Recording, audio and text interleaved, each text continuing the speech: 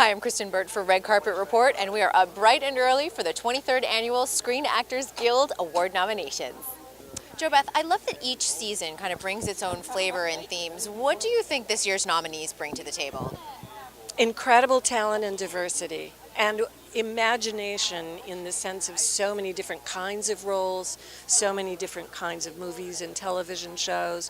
You know, we see a child nominee from Stranger Things. We see Jane Fonda and Lily Tomlin from our older, very respected actresses. We see Dev Patel. We see Sterling K. Brown, thank you. Octavia. Who is such a genius and who was nominated for 2 things. Octavia, of course. I mean, it's just what a wonderful group of actors. I feel we're so lucky to have all these wonderful people in our industry, and we get to watch them. I know, and I love that. I was looking at the supporting actress category, and I'm like, that is jam-packed with talent. Everyone brings something to the table, something unique that is so wonderful, and I love that SAG is able to honor all of these incredible women. Right. Well, I was trying to handicap and say, oh, who will win this, and every category is very tough to call because they're such good performances. They really are. And now for women in the industry, last year we talked a lot about diversity, and I feel like equal pay for women has been something that's been brought to the table even more, and it looks like a lot of actresses are negotiating to make the same amount as the men on set. What do we need to do? What as actresses to negotiate a better deal, because it's not fair? Well, we have to keep making noise. You know, Jennifer Lawrence made noise, and thank God she did. And more women who are in a position like Jennifer is in have to step up and say, no, I'm not going to accept this salary. If my co-star is getting this amount, I want equal pay. You know, it's just crazy that here in 2016, almost 17, that's still an issue, and it is a very, very strong issue.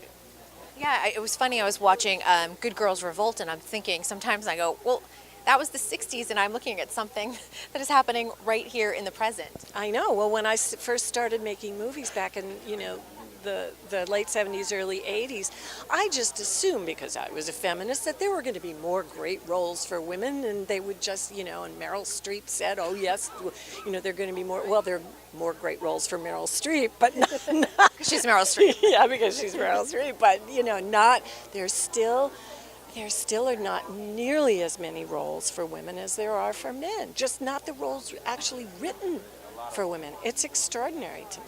Yeah, so behind the scenes, we need to get all those women writing and men writing for us as well. And get those people hired, those women hired as directors and as writers and as producers. It's tough. There's great discrepancy between male and female directors. The numbers are very small.